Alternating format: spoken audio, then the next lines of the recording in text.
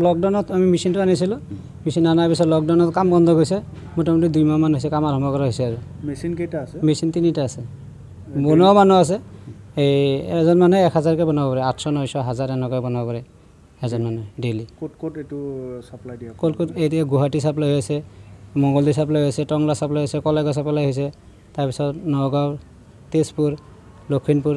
এনেকৈ চাৰিওফালে হেৰি হৈছে অলপ অসমৰ বিভিন্ন ঠাইলৈ এই ৰপ্তানি হৈ আছে আৰু তাৰমানে আমি যথেষ্ট মানে লকডাউনৰ কাৰণে বস্তুটো বনাব পৰা নাই অহা বছৰৰ কাৰণে আমি তাৰমানে ভালে উপকৃত হ'ম বুলি পৰিকল্পনা আছে আপোনাৰ ধৰক দিনত আমাৰ 2500 3000 এনেকুৱা হয় আৰু একদিনত আপোনালোকে যেটো চাহিদা কেনেকুৱা আপোনালোকৰ চাহিদা মোটামুটি যেটো আমাৰ মৃৎশিল্পীবিলাকে হাতেৰে বনাওঁতকৈ এইটো বস্তুটো তাৰমানে মেচিনত বনোৱা হয় তাতে ফুল আছে ধুনীয়াকৈ ডিজাইনটো ভাল আছে আৰু গ্ৰাহকে হয়তো বস্তুটো চাই ভাল পায় সেই হিচাপে বেছিকৈ চাহিদা লৈছে আৰু বস্তুটোৰ ওপৰত মাটিটো ক'ৰ পৰা আনে মাটিটো আমাৰ ইয়াৰে লোকেলৰ মাটি আছে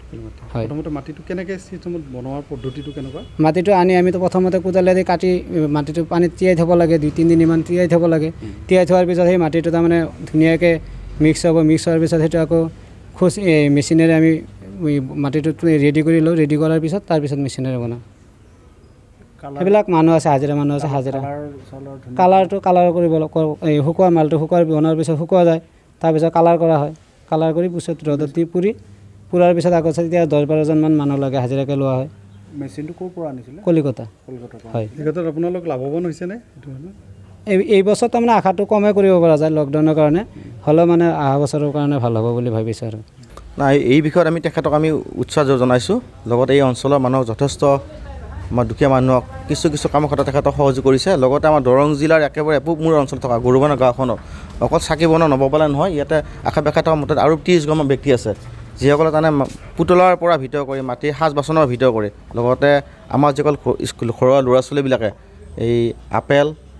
আম তেনেকুৱা সামগ্ৰী বনোৱা হয় কিন্তু কথাটো হ'ল এই ক্ষেত্ৰত চৰকাৰৰ ফালৰ কোনো সহযোগিতা পোৱা নাই বিগত লকডাউনৰ সময়ত এই মানুহখিনি যথেষ্ট হাৰাশাস্তিৰ সন্মুখীন হৈছিল চৰকাৰৰ ফালৰ কোনো ব্যৱস্থা লোৱা হোৱা নাই যিহেতু এওঁলোকৰ এই ছিজনটোৱে তেওঁলোকৰ বছৰটো ইনকাম কৰি লয় আমি জানা সৰুৰ পৰা দেখি আছোঁ বোলে 3 মাহ কাম কৰে লগতে 1 বছৰত তেওঁলোকে ইনকামটো খাব পাৰে ল'ৰা ছোৱালী পঢ়াৰ ক্ষেত্ৰৰ পৰা হওক